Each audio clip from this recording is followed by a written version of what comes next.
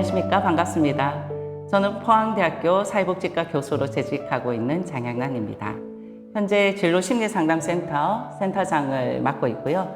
한국상담학회 1급 슈퍼바이저로 활동하고 있습니다.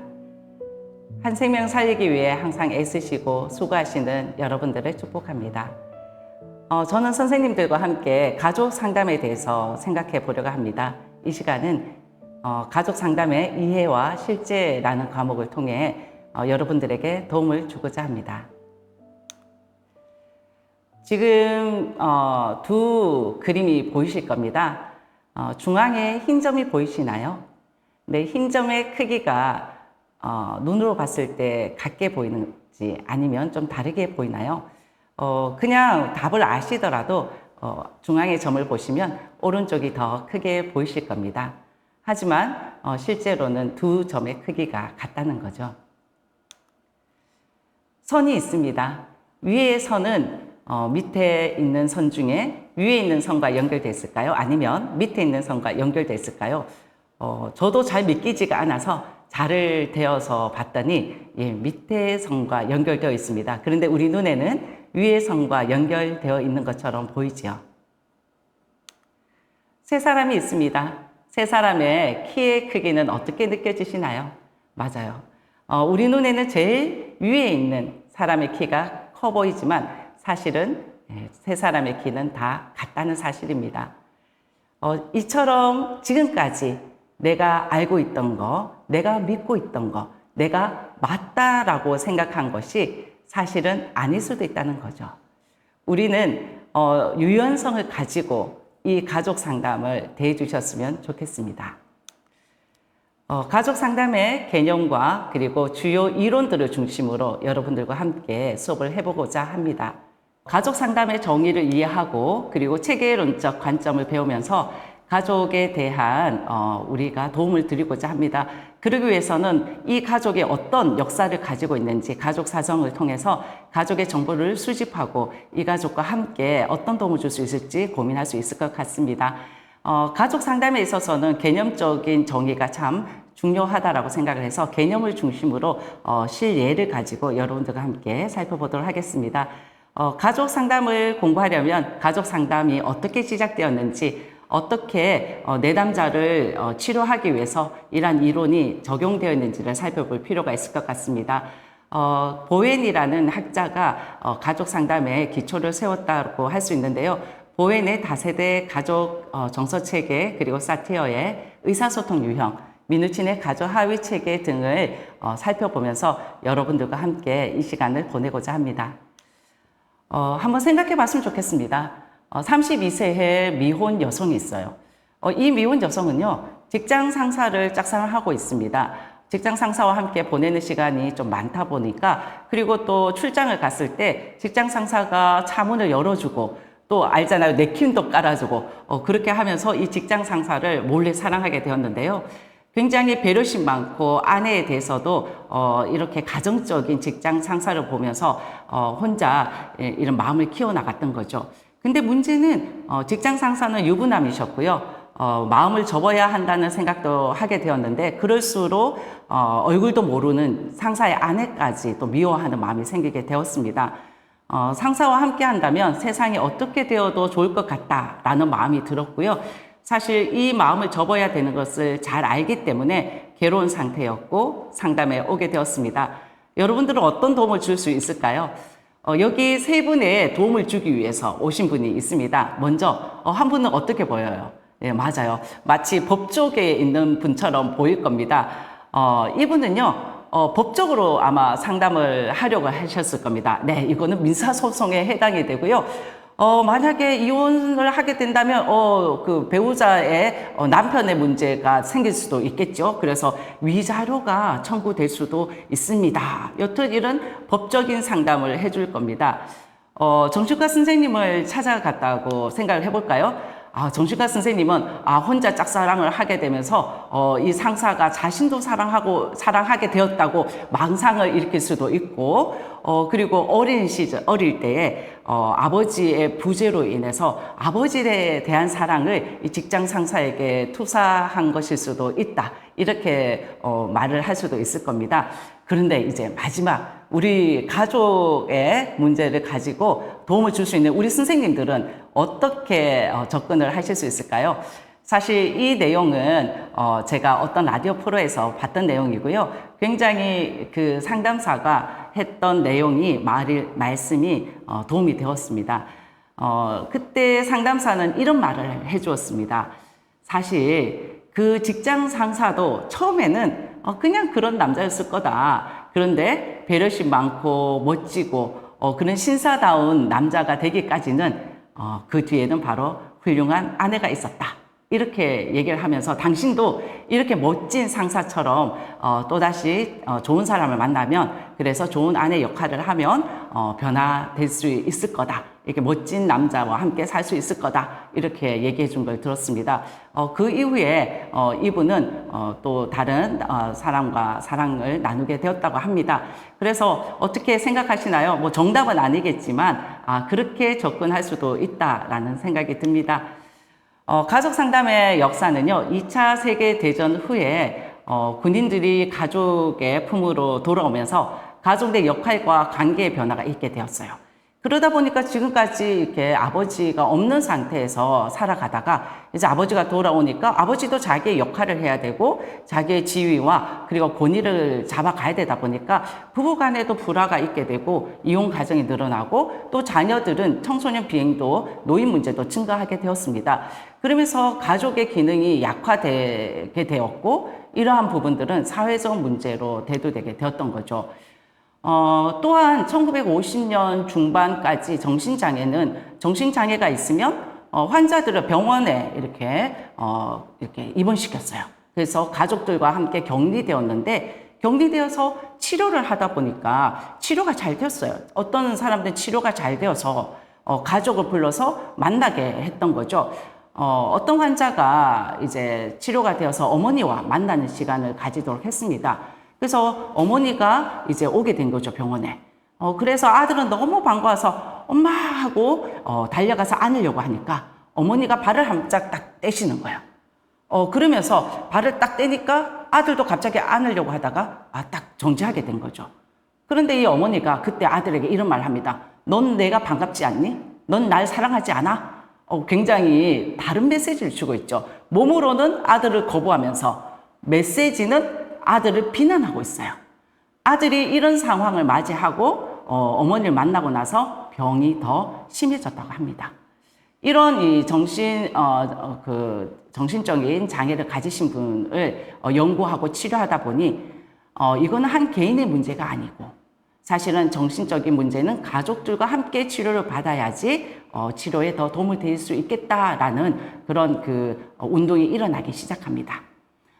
또한 이때 체계 이론이 생기게 되었어요. 서로 영향을 받는다는 거죠. 환경은 사람과 영향을 주고받고 있고요. 사람은 사람에게 영향을 주고받고 살아가고 있다는 이론입니다. 그래서 체계의 한 부분이 변하면 또 다른 체계가 변하고 이 변화는 체계 전체의 변화로 이어진다라는 체계 이론이 등장하면서 가족에 대한 연구가 시작되었습니다. 체계 이론의 기초를 좀 살펴본다면요. 베르탈람피는 생물학자였어요. 그래서 생명체는 외부 환경과 끊임없이 상호작용하면서 자기를 유지해 나간다라고 보고 있었고요. 나무는 땅과 햇빛, 물과 상호작용하면서 살아갈 수 있고 혼자서 나무가 존재할 수는 없다라는 겁니다. 인간과 자연도 마찬가지겠죠.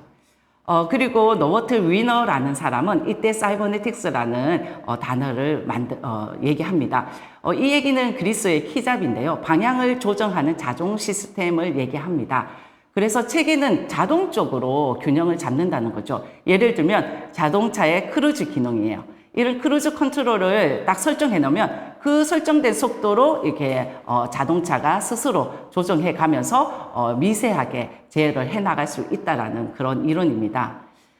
이때 또 가족 치료에 체계 이론에 영향을 준 것은 베이슨이라는 학자예요. 그레고리 베이슨은 팔로알토 그룹에서 활동한 언어학자이기도 하지요. 인류학자이기도 하고. 그래서 가족 의사소통에 대한 연구를 했습니다. 제가 방금 어머니의 상황, 아들과 어머니의 상황을 좀 설명했죠. 이때 이제 이중구조 이론으로 얘기할 수가 있는데 어머니의 메시지가 굉장히 이중적이라는 거죠.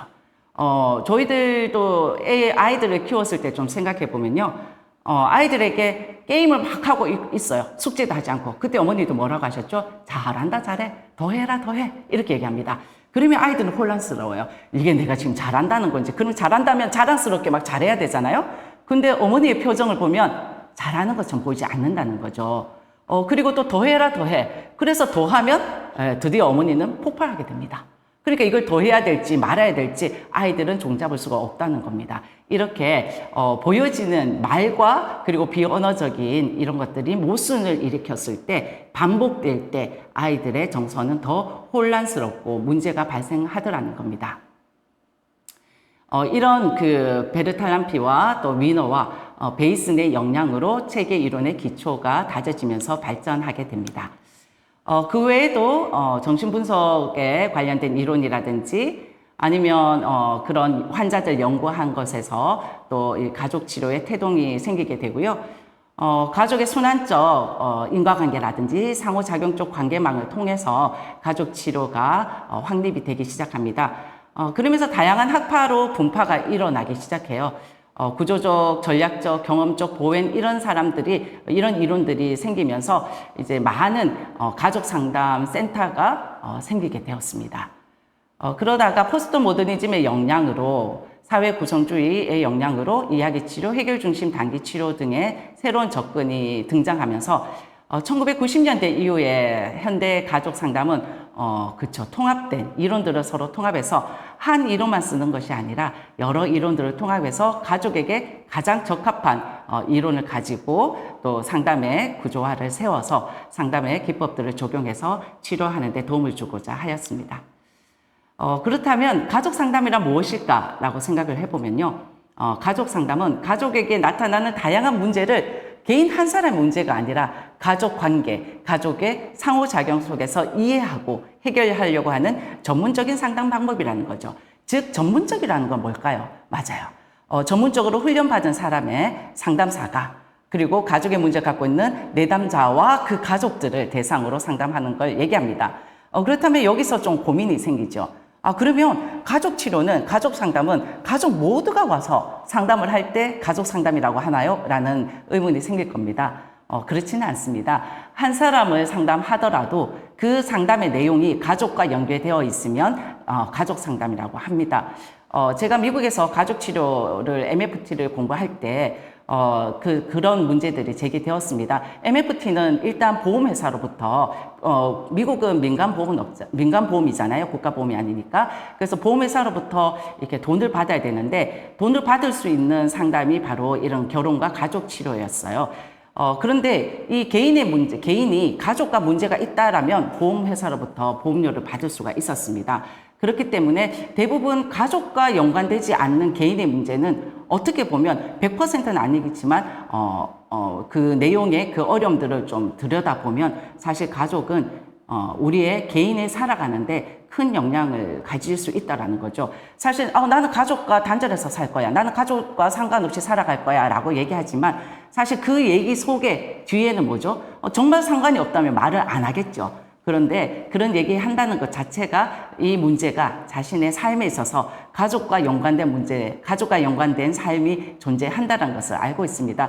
여튼 이런 가족을 하나의 체계 단위로 보고 그 안에 어떤 상호작용이 있는지, 어떤 관계 패턴이 있는지를 탐색해서 가족의 역동을 변화시키고 그 변화를 통해서 가족의 회복을 돕자는 치료적 접근이 바로 가족 상담이다라고 할 수가 있습니다.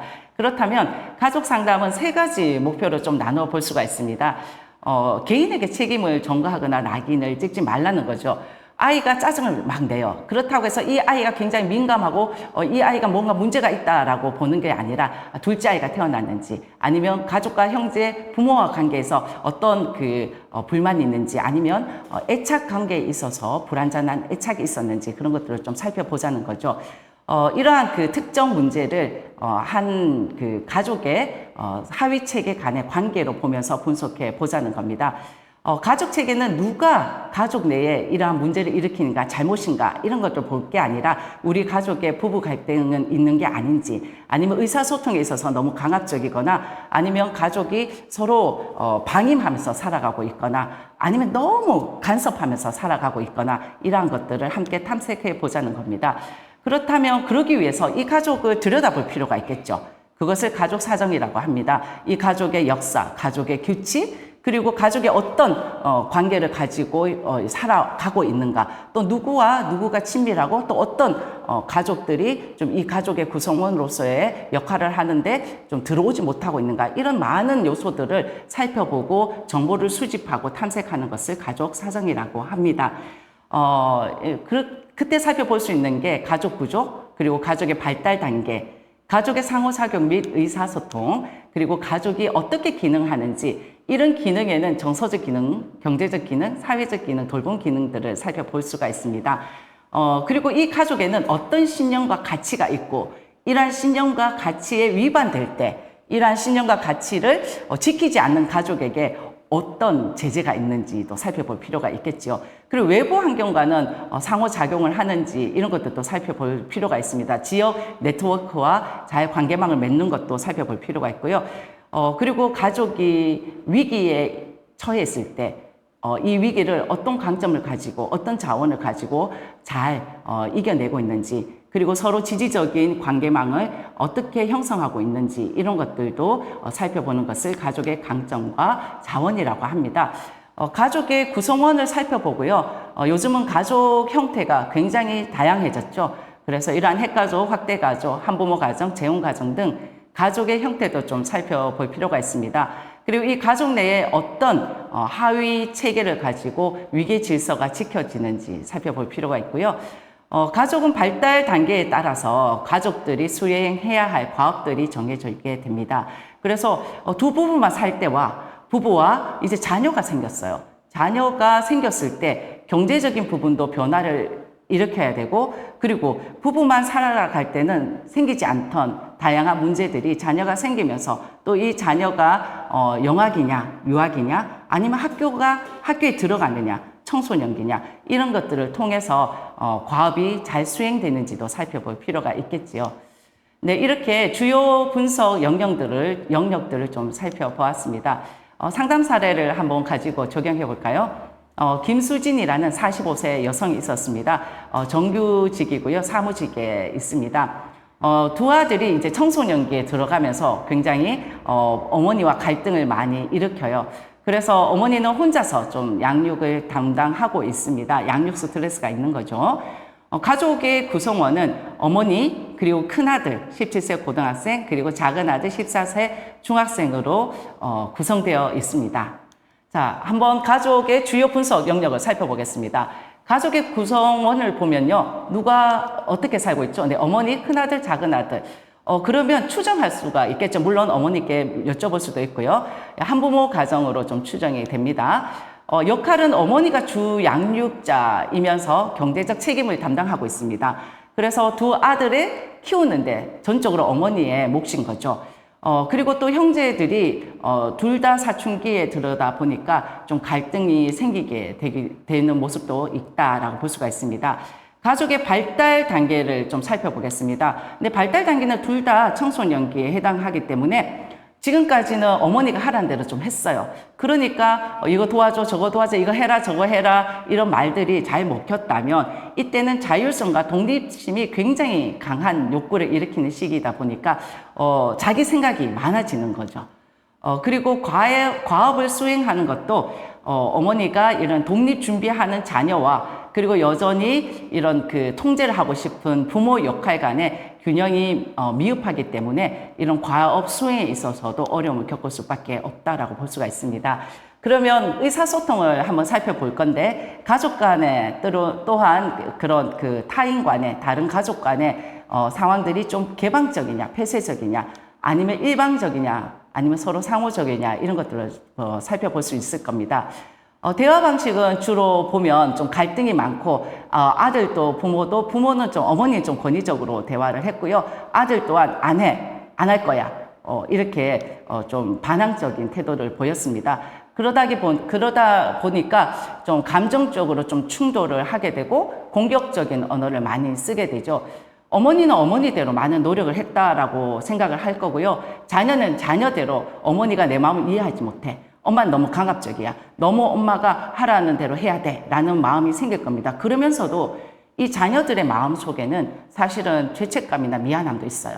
왜냐하면 아이들이 모르는 게 아니거든요. 어머니가 너무 고생하신 거, 그리고 자기들을 아버지 부재 속에 키웠던 것을 아이들도 알기 때문에 또 한편은 그 죄책감에 시달리기도 한다는 겁니다. 그렇다면 이런 그 가족의 기능들을 한번 살펴볼까요? 정서적 기능, 어머니의 애정이 있죠. 어머니는 자녀를 잘 키우고 싶을 겁니다. 하지만 안정감의 부족, 갈등이 좀 있으니까요. 경제적도 어머니가 단독으로 생계를 지금 부양해야 되는 입장입니다. 부담이 클 거라는 생각이 들고요.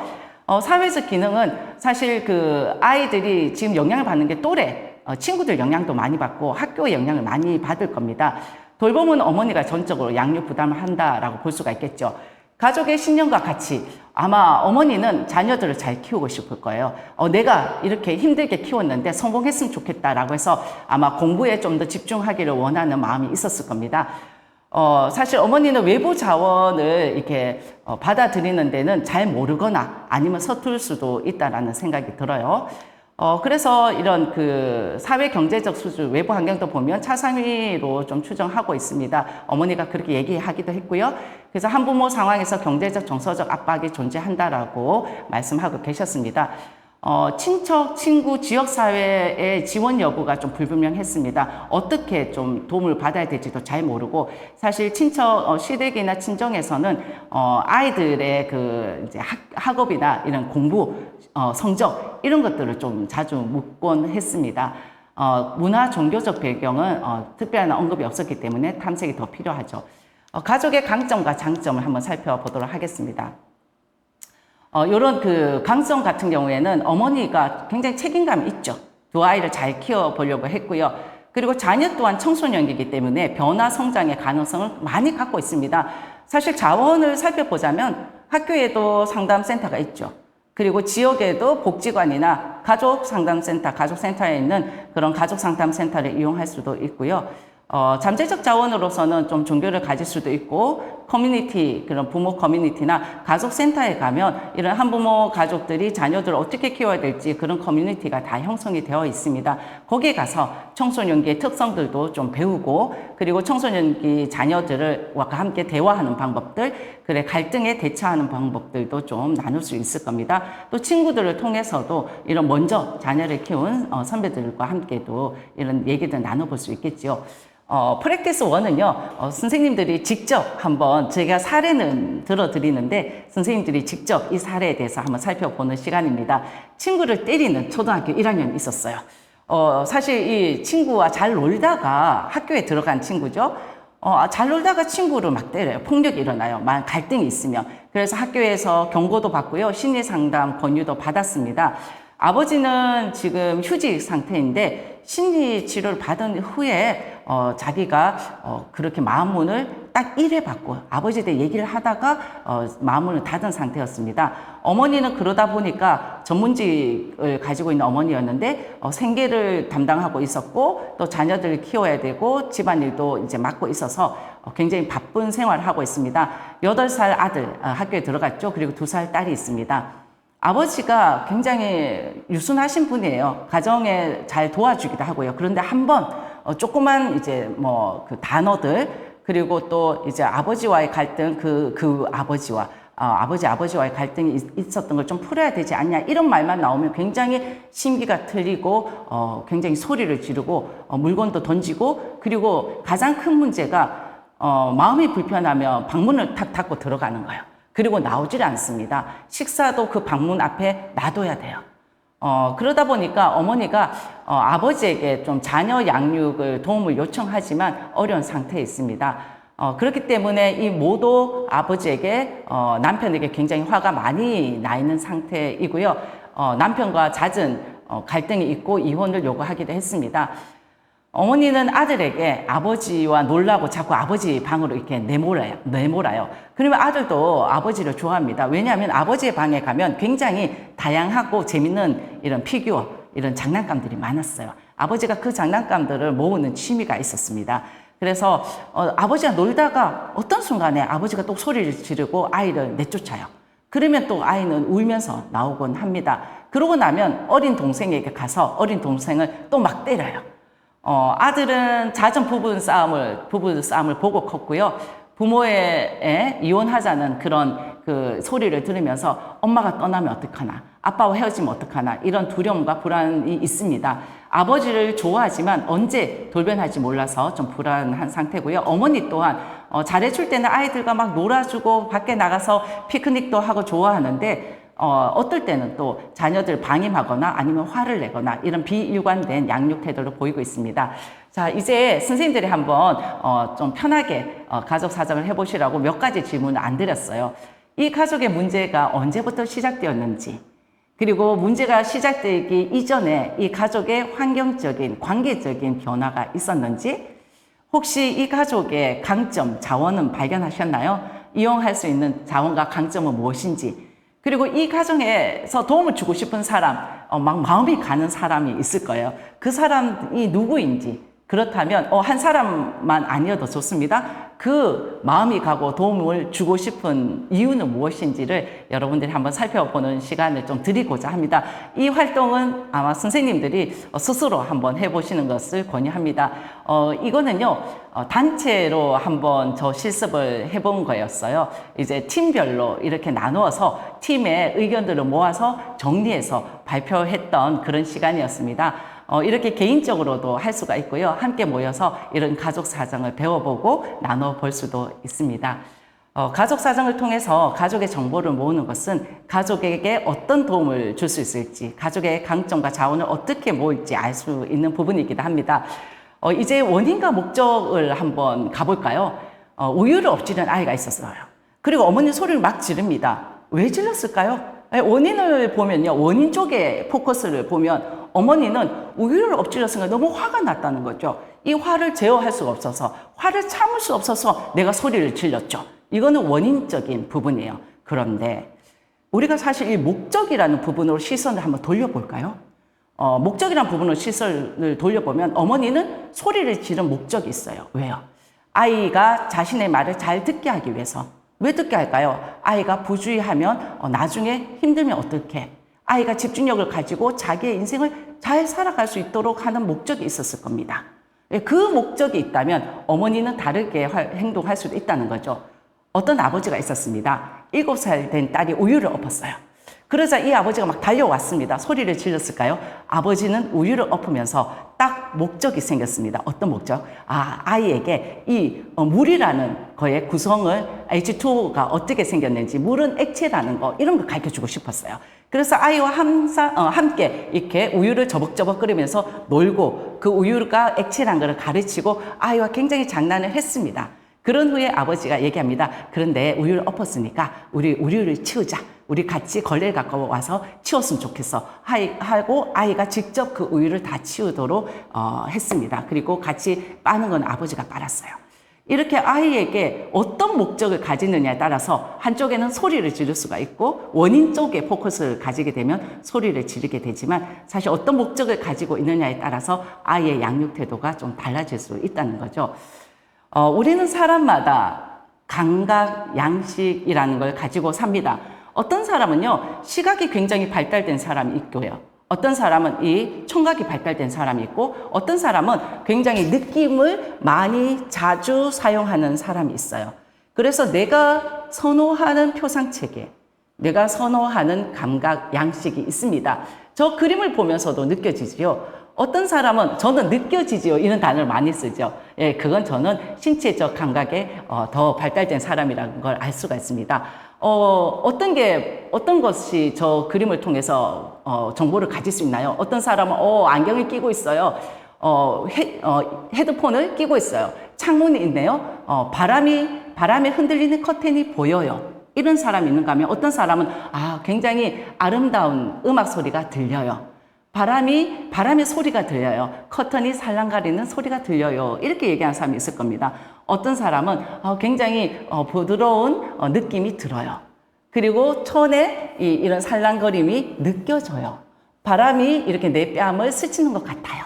이렇게 말하는 분들도 있다는 거죠. 네, 이거는 직접 촬영한 겁니다. 네, 그래서 저작권은 상관이 없고요. 직접 촬영한 건데 이 동영상을 보면서도 어떤 분은 시각적인 분, 어떤 부분은 청각적인 게 들릴 수도 있고요. 어떤 거는 신체적인 느낌이 들리기도 할 겁니다.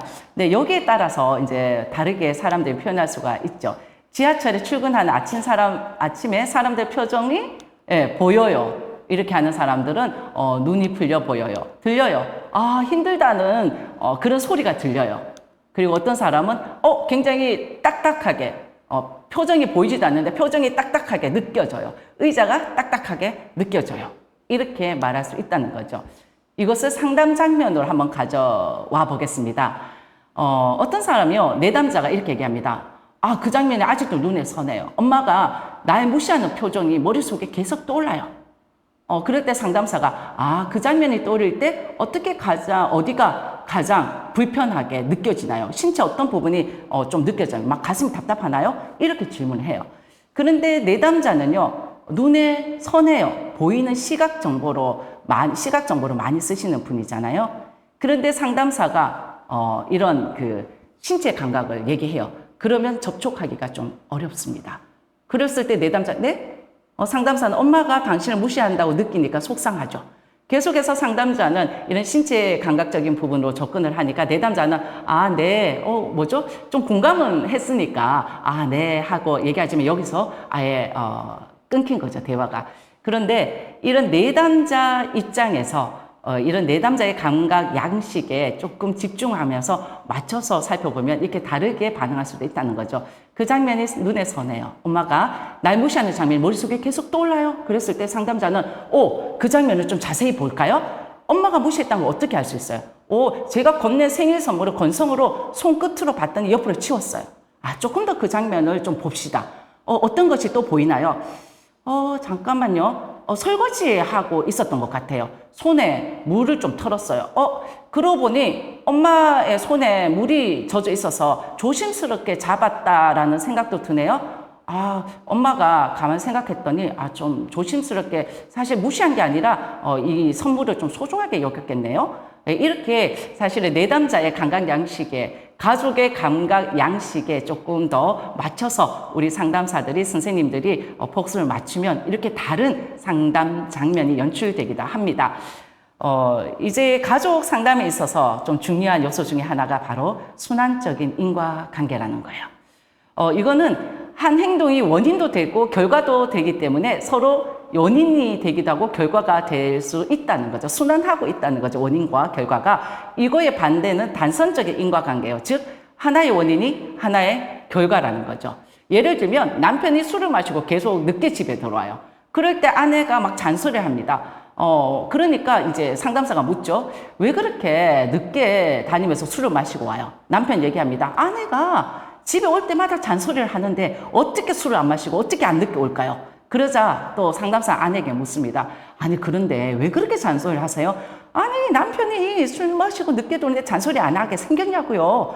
그렇게 하면서 서로가 원인이 되고 결과도 되는 이런 순환적인 인과관계가 바로 우리 가족 내에 있다는 거죠. 그래서 누구의 탓을 하기보다는 서로가 서로에게 영향을 주고 있다라고 볼 수 있습니다. 이제 조금 가족 치료의 이론적 부분들을 조금 더 다루어 보고자 합니다. 머레이 보웬이란 분은 다세대 정서 중심 체계 이론을 말씀하셨습니다. 가족은 정서 단위다라고 얘기를 했죠. 그러면 가족의 정서가 영향을 미쳤구나라고 우리는 생각할 수 있습니다. 즉 이때 나타나는 게 부모 자녀 관계에서 미분화된 정서적 패턴이라는 거예요. 그러면 분화가 뭘까? 이런 고민이 되죠. 뒤에서 배우도록 하겠습니다. 그러면 분화되어 있지 않는 정서 패턴이 어떻게 다음 세대에 전달될 수 있는가? 그리고 그 다음 세대, 주로 3세대를 좀 보게 되는데요. 전달되어서 어떤 불안을 형성하고 이 특정 불안은 이 가족의 만성 불안을 형성해서 갈등과 관계의 패턴을 가지고 다음 세대에 전수되어진다라는 이론이에요. 그래서 현재 가족 문제는 가족 문제가 해결되지 않으면 다음 세대에 전해집니다. 그리고 그 다음 세대에 영향을 미치게 되고요. 그 영향력은 다음 세대로 가면서 더 정신적으로 어려움을 가지게 된다는 거죠. 그래서 이 그 분화 수준이 낮은 가족은 원가족의 그 정서 과정이 영향을 줍니다. 그래서 스트레스 상황에서 사고와 감정이 분리되지 않았으니까, 사고와 감정이 같이 있으니까 생각하기도 전에 뭐 감정이 폭발하는 거죠. 그런 것을 감정 반사라고 합니다. 그럼 이게 반복되다 보면 자녀들도 이제 힘이 생기면 같이 감정이 폭발하고 생각하기 전에 이미 욕부터 나오는 거죠. 그러면 어디서 이 덤비냐, 어디서 욕을 하냐 이러면서 역기능적인 증상들이 가족에게 있게 됩니다. 특정 상황에서 이제 한번 볼게요. 어머니가 아들에게 너 성적이 왜 이래? 라고 했을 때 아들이 즉각적으로 즉각적으로 어머니가 반응을 한 거죠. 그래서 아들도 즉각적으로 감정 반사합니다. 화를 내면서 문을 쾅 하고 방문을 닫으면서 대화는 단절되는 거죠. 그러면서 어떤 생각이 돼요? 계속 이게 반복되면서 나는 엄마 기대에 못 미치는 별로 좋아하지 않는 자녀구나. 엄마는 형만 좋아해. 이렇게 하면서 자기도 모르는 이런 감정들, 갈등들이 생기게 되는 거죠. 그러다 보면 자존감이 낮아지고 학교 생활에 부적응으로 이어지기도 합니다. 부부 관계에서도 이런 패턴은 살펴볼 수가 있는데요. 아내가 남편에게 당신 왜 나를 도와주지 않아? 라고 얘기하자. 근데 방어적이 된 남편은 넌 왜 맨날 나한테 불평만 해? 이렇게 반격을 하게 되죠. 그러면 내가 언제 맨날 불평만 했어? 내가 언제 맨날 그렇게 했어? 그럼 지난번에 했잖아. 지난번에 뭘 했는데? 지금 상황과 전혀 상관없어요. 과거에 싸웠던 내용들이 또 나옵니다. 과거 얘기가 또 나오니까 남편한테 니는 맨날 옛날이 어땠다. 그 얘기에서만 얘기하니까 너와 대화를 할 수가 없어. 이렇게 얘기하면서 갈등이 켜지고 아내는 내가 뭘 그렇게 불평불만만 했다고 하면서 또 아내가 또 울고 이렇게 되면서 서로 공격하는 방식이 고착화되고 패턴화되죠. 그러다 보면 부부관계는 더 갈등이 되고 그리고 이러한 것들은 자녀에게 불안으로 전이되기도 합니다. 아버지가 원래 자신의 부모에게 좀 비교를 당했어요. 그래서 둘째 아들로 이렇게 살면서 큰아들은 공부를 시켜야 되니까 둘째 아들은 일찍 공장에 보내졌습니다. 그러다 보니까 공장에서 막 일을 하다가 사실 사고를 당해서 손가락이 좀 잘리는 사고를 당했어요. 그러면서 더 공장에서 일을 할 수가 없게 되고 왔을 때 또 아버지의 농사 일을 도우면서 살았습니다. 그러면서도 아버지는 이렇게 도와주는 둘째 아들에게 고마움보다는 늘 큰형에게 하나 더 챙겨주고 큰형을 더 오면 더 하곤 했어요. 이렇게 늘 이제 좀 비교를 당했죠. 그러면서 작은 아들에게는 늘 못한다, 농사도 그것밖에 못 짓냐 하면서 비난을 하면서 그렇게 컸습니다. 그러자 이 아버지가 이제 도시로 나와서 이제 가게를 하고 있었는데, 이 아들에게도 무의식적으로 같은 이 방식으로, 이제 역전이 된 거죠. 이 아버지도 두 아들이 있었어요. 큰 아들과 작은 아들이 있는데 이 작은 아들에게 막 편애를 하는 거죠. 그 큰 아들에게 너는 동생만도 못하다 하면서 본인이 비난받았던 그대로 이런 큰 아들을 비난하게 됩니다. 그러자 큰 아들도 이제 막 불안이 느껴지면서 반항하고 가출하게 돼요. 또 둘째를 또 미워합니다. 형제 간의 갈등도 좀 생기게 되면서 가족의 긴장은 더 있게 되고 이러한 가족 전체의 불안은 결국 가족들이 서로 소통하지 않고 큰 아들도 집에 찾아오지 않고 둘째 아들도 집에 찾아오지 않는 세대 간에 전수되는 이런 불안이 만성 불안이 세대 간에 전수되는 모습을 볼 수가 있습니다. 제가 앞에서 분화라는 얘기를 좀 했는데요. 분화는 두 가지 분화로 좀 나눌 수 있습니다. 하나는 타인 관계에서 분화를 얘기할 수가 있고요. 이 타인 관계에서 분화는 타인과 관계를 맺으면서 자기의 생각과 감정을 표현하는 거죠. 친구가 시험에 떨어져서 우울해했어요. 분화가 낮은 사람은 같이 우울해서 막 자기 기분에도 본인이 떨어진 게 아닌데도 불구하고 막 기분이 흔들려요. 그런데 분화가 높은 사람은 친구의 감정을 굉장히 공감해 주지만 자기의 감정은 아니잖아요. 그래서 자기의 감정과 친구의 감정과 분화할 수 있는 능력을 얘기합니다. 두 번째, 개인 내적 분화가 있습니다. 이것은 자기 안에서 내 사고와 감정을 분리하는 걸 얘기합니다. 즉, 상사에게 지적을 당했어요. 내가 분화가 낮으면 내 안에서 분노가 팍 일어납니다. 그런데 분노가 굉장히 분화가 잘 된 사람 같으면 좀 생각을 해봐요. 사실은 저거는 좀 부당한 지적이었어. 사실 저거는 내가 잘못했다기보다는 상사가 지금 원하는 부분을 내가 못 맞췄던 것뿐이야. 사실 상사가 지금 부당한 지적을 하고 있는 거야라고 내 안에서도 이성과 사고를 감정을 분리할 수 있는 거죠. 내 안에 그것을 또 이렇게 잘 분리하지 못하면 이 감정을 가지고 집으로 갑니다. 사실 상사에게 구중 들었는데 이거를 또 어떻게 타인 관계에서 가족들에게 화를 내요. 괜히 자녀들에게 막 화를 냅니다. 아내에게 막 짜증을 내기도 해요. 이런 경우에 잘 분화가 일어나지 못했다. 분화 수준이 좀 낮다. 이렇게 표현할 수가 있습니다. 분화 수준이 좀 높게 되면요, 가족 내 부모 자녀 간에도 제가 불안은 이렇게 내려올 수도 있다 했잖아요. 만성 불안으로 세대 간에. 그래서 부모의 불안이 자녀에게 잘 전이되지 않을 수가 있어요. 분화 수준이 높으면 형제 간에도 서로 개성을 존중하고 서로 협력적인 관계가 됩니다. 또 가족의 갈등은 올 수밖에 없어요. 경제적 위기도 올 수가 있고요. 가족이 또 살다 보면 건강에 문제가 생기고 또 자녀의 문제가 생기고 또 부모님이 나이가 들면서 문제가 생기기도 합니다. 이런 갈등 위기를 좀 가족이 갖고 있는 그런 자원을 가지고 대화와 협력으로 해결할 수도 있다는 거죠. 건강한 의사소통과 가치관을 다음 세대에 전수해 줄 수도 있습니다. 그런데 가족 내 분화 수준이 좀 낮은 경우에는 부모의 갈등, 부모의 불안이 자녀에게 그대로 전수되면서 형제 간에도 굉장히 비교하고 경쟁하게 된다는 거죠. 그러면서 위기가 왔을 때 네 탓이야, 내 탓이야 하면서 이 불안이 굉장히 높아지면서 문제보다 더 문제를 심각하게 받아들일 수도 있습니다. 이 미분화된 갈등은 다음 세대의 갈등 패턴으로 넘어가기도 하죠. 자기 분화도 마찬가지예요. 가족 내 자기 분화 수준이 높으면 자율성과 친밀성을 동시에 유지하면서 갈등이 있지만 건강하게 자기를 조절할 수 있다는 거죠. 아버지가 힘든 하루를 보내고 왔어요. 그러더라도 가족들은 아버지가 오늘 피곤하구나 하면서 이런 자기 분화를 가지고 유지할 수가 있는 거죠. 근데 아버지가 직장에서 스트레스를 받으면 집에 와서 화를 냅니다. 그러면 아이들이 다 이렇게 불안해져요. 그 아버지의 그 스트레스를 자기 분화로 갖고 온 거죠. 그러면서 가족의 분위기가 많이 흔들립니다. 이렇게 자기 분화는 케어가 필요해요. 자기 분화를 잘 지킬 필요가 있는데 스스로 자기를 존중할 필요가 있습니다. 사실 가족들이 이 역할들을 해주면 참 좋고 또 상담에 와서는 상담사가 그 역할을 해주죠. 만약에 여기 계신 선생님들이라면 어떻게 해줄까요? 선생님들이 이러한 자기 분화의 케어를 선생님들이 해줄 수도 있습니다. 그러기 전에 자기 스스로도 자기의 모습들을 긍정적인 모습을 자꾸 부각시켜야 되는데 사실 당신은 어떤 사람이에요? 라고 물으면 굉장히 부정적인 부분, 단점들은 잘 얘기하세요.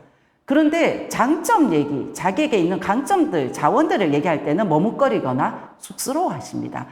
특히나 또 이런 겸손해야 된다라는 가족 문화, 가족 규칙이 더 형성된 가족이라면 더 자기의 긍정적인 모습을 얘기하기가 어렵다는 거죠. 그래서 자기 스스로 자기에게 긍정적인 메시지를 주고 다스리는 게 굉장히 필요합니다. 그리고 내가 지금 떠오르는 이 생각이, 이 불안이 실제 내게 아니라 사실은 부모나 가까운 가족들, 배우자로부터 생긴 감정일 수도 있다라고 한 번만 생각을 해보면 그걸 점검할 수 있게 된다는 거죠. 감정의 소유자를 분명히 해두자는 겁니다.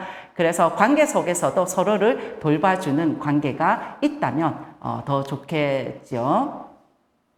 이런 가족에 내려오는 굉장히 고착화되고 고질화된 만성 불안이 있습니다.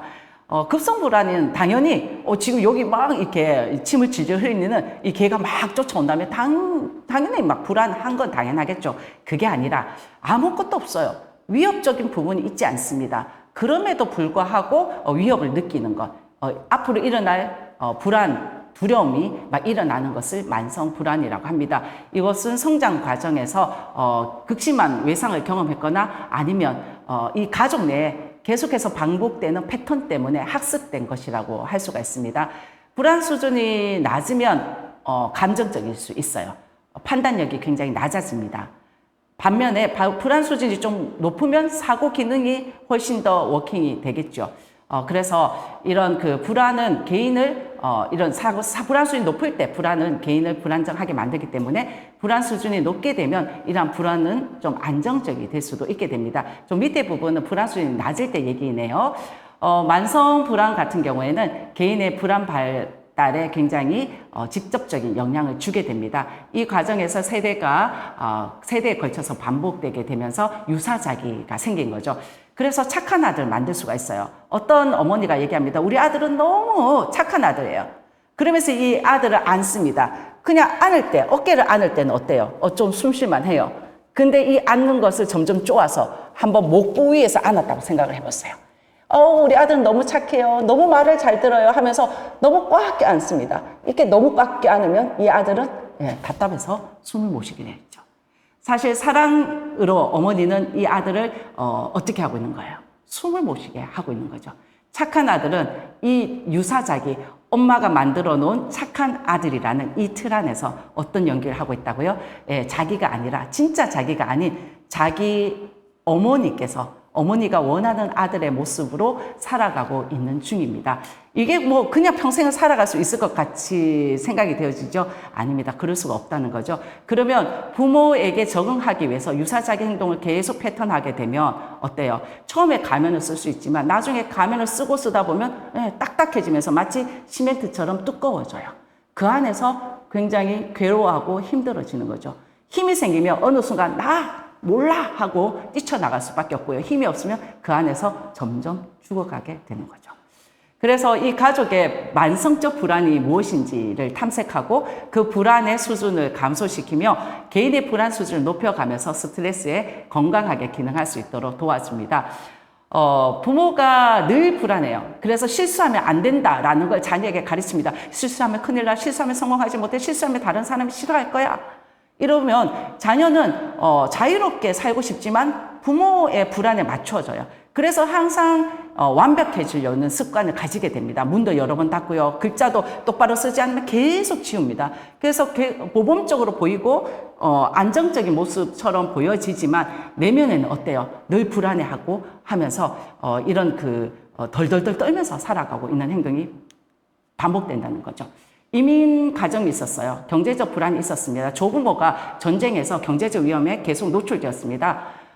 이러한 것들은 조부모가 아껴야 돼. 우리는 조금 아껴서 써야 돼. 많이 쓰면 안 돼. 이런 절약을 굉장히 강조했다고 생각을 하면 부모는 그 안정에 대한 조부모로부터 받게 된 불안이 내면화하게 되면서 자녀에게도 항상 우리는 부족해 라는 분위기를 만듭니다. 그래서 이 자녀들이 과도하게 저축하고 과도하게 경제를 걱정하는 습관이 만들어지는 거죠. 조부모가 가족 내에 어떤 질병으로 인해서 가족이 사망하는 그러한 경험을 했다고 생각합시다.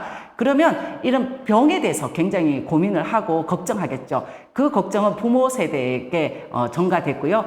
굉장히 아이들이 조금만 아파도 병원을 자주 방문하게 되면서 자녀는 건강 염려증이 막 생기고 그 불안이 이제 전이됐다고 볼 수가 있습니다.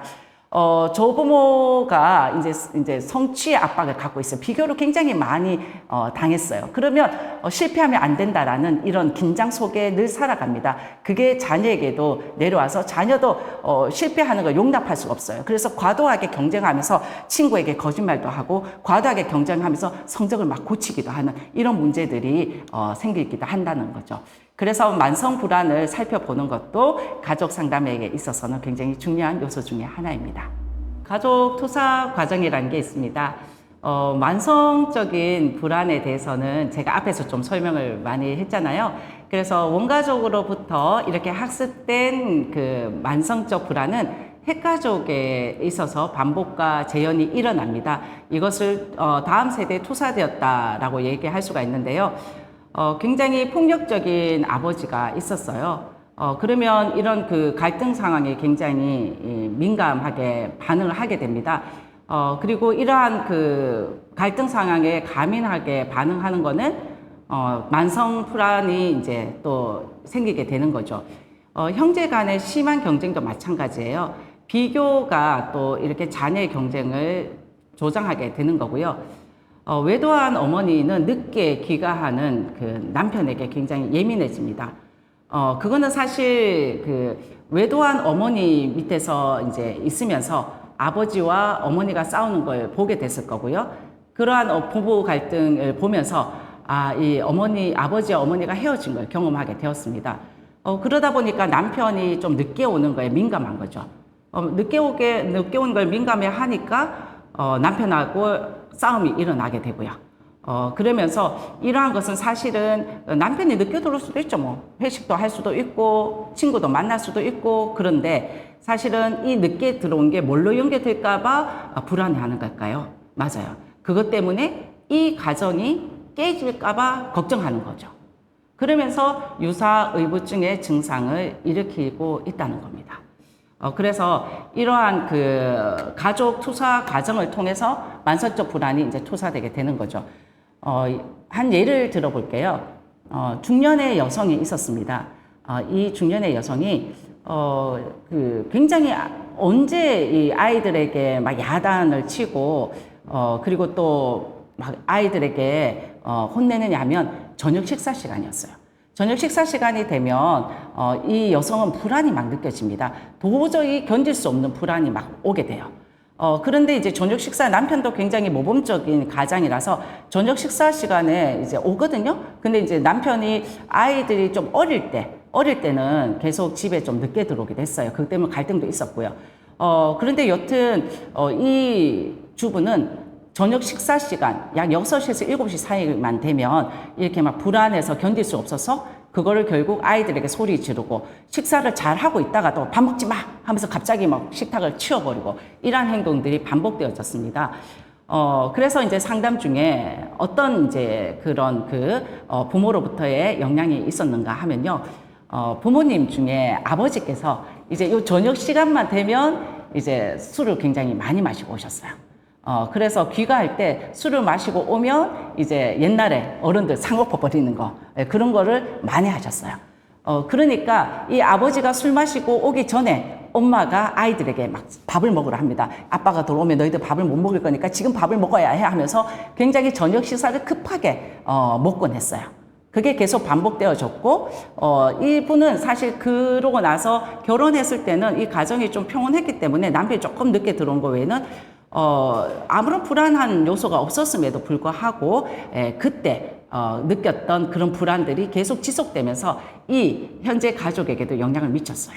그리고 이러한 것을 깨닫는 순간 이것은 실제로 불안해서가 그런 게 아니라 아버지의 폭력 속에 어머니가 급하게 아이들을 밥 먹이면서 있었던 그 불안한 감정들이 그대로 이분에게 전수되었고 그것이 지금 이 가정에게 재현됐던 거예요. 그러다 보니까 아이들도 굉장히 민감해지고 아이들도 밖에 나가서 친구들과 다툼이 일어나고 이런 현상들이 계속 반복되는 거죠. 이렇게 가족 투사 과정이라는 것은 어떻게 보면 좀 무섭다는 생각도 좀 들죠. 또 어떻게 보면 치료받아야 되고 해결돼야 되는 부분이기도 합니다. 이런 만성 불안에 대해서는 우리들이 좀 더 집중해서 지켜보고 어떻게 도와줄지 좀 고민해야 될 부분이기도 한 것 같습니다. 네, 지금까지 선생님들과 함께 가족 상담의 이론적인 부분들을 쭉 살펴봤습니다.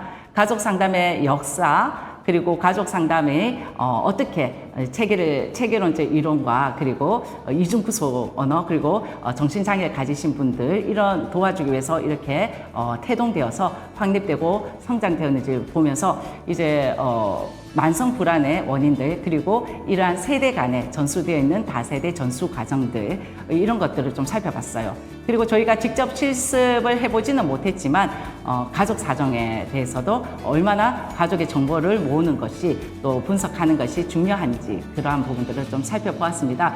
제가 굉장히 말이 빨랐죠. 좀 빠른 것을 스스로 좀 느꼈어요. 그래서 조금 빠르게 진행되었던 것 같습니다. 다음 시간에 또 이어서 가족 상담 이론과 그리고 가족 상담의 예를 가지고 함께 공부해 보도록 하겠습니다. 고생하셨습니다.